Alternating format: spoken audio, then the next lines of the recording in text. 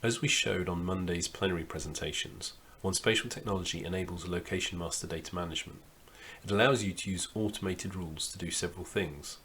Those things include measuring and improving data quality, preparing and migrating data to a different system, synchronizing data to propagate updates between systems, or to infer and generate new data. And this applies both for internally data within an organization, but also when matching data between organizations to cross-reference it or link it to an authoritative source. And from that, we can start to build some semantic meaning between the data sets and infer new information. The One Integrate rules engine is complemented by the One Data Gateway portal. This provides controlled access to authorized users to run the rules in an easy-to-use portal for uploading the data to be processed.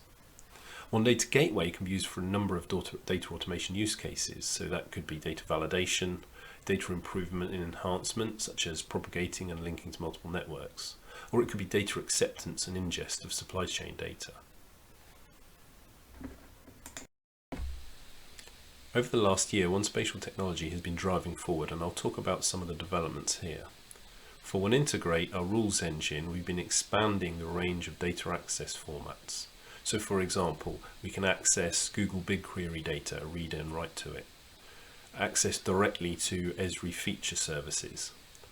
We're adding access to web feature services, and that includes accessing the OS data hub. And also true 3D data, being able to read it, validate it, process it, and write it back out. And in parallel, we're expanding data operations in the product. So for example, integrating with machine learning libraries, and we'll see some examples of those later. And generally expanding the capability and power of the rules engine. One Data Gateway has seen some major releases, which includes access to any sort of rules that we want to run as defined in One Integrate. Powerful user and organization management to control who accesses what and when. And also identity and single sign-on, so integrating with third-party identity management systems. We've added dashboards and analytics and access to that data so that it can be processed either within Data Gateway or in third-party analytics software. And reports on your upload that can be downloaded as a PDF. And also custom branding so that you can color it and brand it so that the site can look with the look and feel that you need for your solution. And then One Spatial LMAP, which is the application platform for building mobile solutions. These can be running on Android or iOS, and they allow the creation of simple, targeted applications. And these have got lots of power and capability because they have the power of the rules engine within them. So you can view, search, edit data, but importantly run rules as you're editing on your mobile device. So examples of applications that we've built for customers are incident management applications or network update applications. This is a location master data management architecture using this approach. Here there's a central enterprise store of data, but it could be one of many sources, each of which masters a different aspect of the same real-world assets. At the top, Data Gateway is providing cloud access to rules-based apps, such as supply chain data ingest, leakage prediction using machine learning to predict leakage risk, positional accuracy improvement to improve the location of assets based on reference data, or automatic generation of traffic management plans. We'll see some examples of those in a moment. These apps allow cloud-based access to the capabilities which depend upon or sometimes even augment the core enterprise data. At the same time, there's integration with external systems, and these might be data services which we access on demand in order to provide reference data. So for the Data Gateway apps, for example, Ordnance Survey Data Hub. These external systems might also be running rules via the APIs or accessing the core data or the dashboard statistics for analytics insights. So the application of rules can give us all sorts of benefits in terms of automation. Here are some examples of the use of rules on utility network data or in utility use cases. Now, some of these will show a proper demo of these later on in Tom's presentation. So one example is traffic management plan generation, automating the process of When anyone needs to dig up the road, they need to submit the plan of the road signs and the traffic lights to the local authority, and that's usually a manual process using CAD tools, takes a long time. This is showing how to automatically generate the plans from the surrounding data, from the topography and the street network information. Another example is positional accuracy improvement.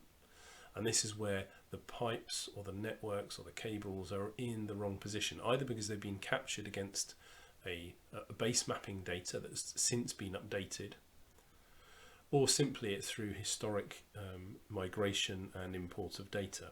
And now there's some more accurate information that can give us a positional offset so that the network is in the correct position. And that could be from a real world survey. It could be I've got a capture of the manhole covers and I can associate those with positions on my network and update the network. Or it could be the base map shifted and we're going to do a shift in sympathy. That's a good example of where rules can be used to automatically update and improve that data. Another example is missing connector inference. So where we have examples in the UK where networks were inherited from the local authority to the water companies, and the sewer information about the connectors, so from the main sewer up to the customer's house, that information wasn't available. So it could be inferred automatically using rules to get a much clearer picture of what's out there in reality. And that saved huge amounts of surveying to get a quick idea of roughly where the network would be and what its length would be.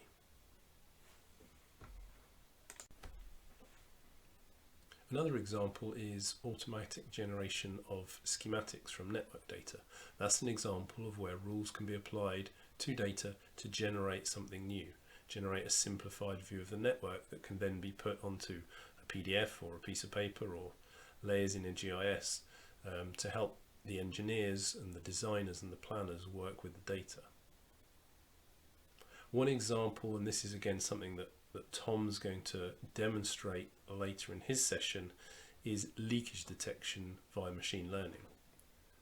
Up to now we've been talking about rules, and these rules typically are explicit rules that are designed by a data expert. They know what needs to happen, they know the process, and they know the outcome.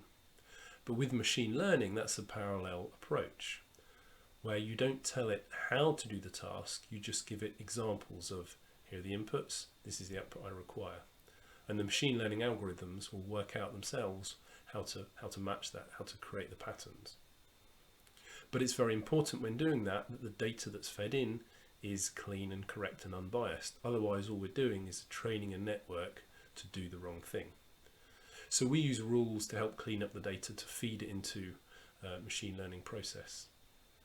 And also, what we need to feed into a machine learning process is essentially numbers, the information encoded into a set of statistics. And so we use the rules as well to extract that information from spatial and non-spatial data. So for example, information about each asset, what's its length, what's it near, what sort of road does it go underneath, and how busy is that road? All that information we can use rules to extract and pass into the machine learning libraries. And at One Spatial, we're integrating machine learning libraries with our products. So things like TensorFlow from Google or Keras, and those being integrated into our standard products to complement the rules library approach.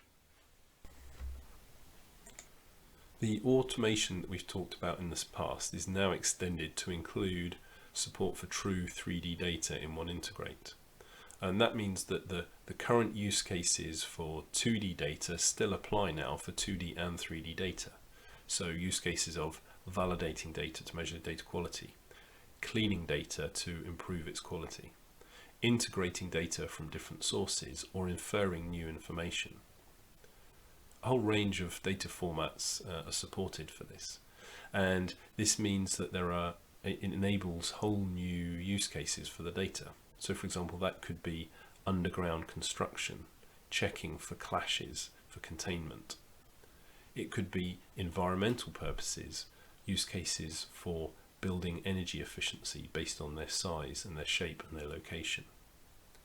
We've also seen use cases around taxation, looking for line of sight to certain things, looking for the sizes of the apartments within a block and checking they're paying a consistent tax rate. As well as 3D capability in OneIntegrate, there's also the real-world 4D product from OneSpatial. This allows a view of the assets as they are in the real world.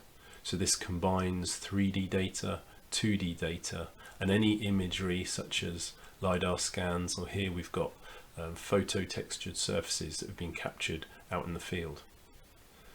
And this allows us, for example, to view the 2D data as it is in the GIS, compare that to 3D images, and see a first-person view, but also an orbital view that's going to combine imagery from subsurface and above ground. And this can save huge amounts of time before going out in the field. It can be inspected to check what are the assets down there, what is the condition, what equipment do I need to bring with me before I go down and perform maintenance tasks.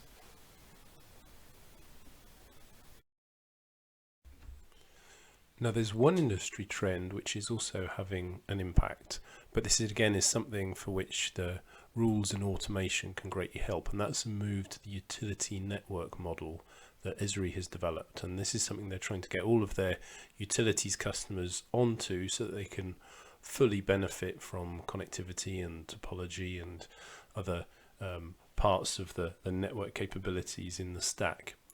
And what that means is utilities have to now concentrate on how do they migrate their systems and their data into this utility network model. And that migration process is something that we've been doing for a long time with all sorts of different models and technologies and systems using rules. And the OneSpatial approach applies very well here. So clean and prepare the data, migrate the data in, and then keep it maintained and synchronized with other parts of the system.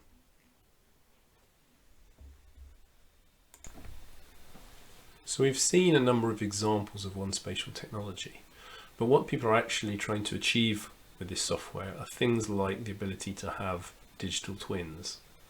Now the concept of digital twins, people have talked about them a lot for several years now. When I first heard the concept of digital twin, it was described as a digital representation of a real world asset, and I thought, well, we've had that for years. We've had GIS tools and databases and CAD tools, but the digital twin concept is it's not just a record of the asset as it was when it was installed, because that's what a GIS or an asset management system is if you don't keep it updated with the latest information. So for example, if we're doing network tracing based on a pipe's diameter and depth and slope, if it's gravity fed for example, then we will be tracing the network as it was when it was clean and installed. But over time that would have degraded, the pipe would have been clogged, it would have been sagged, the height might have changed, the condition would have changed, the surrounding information would have changed.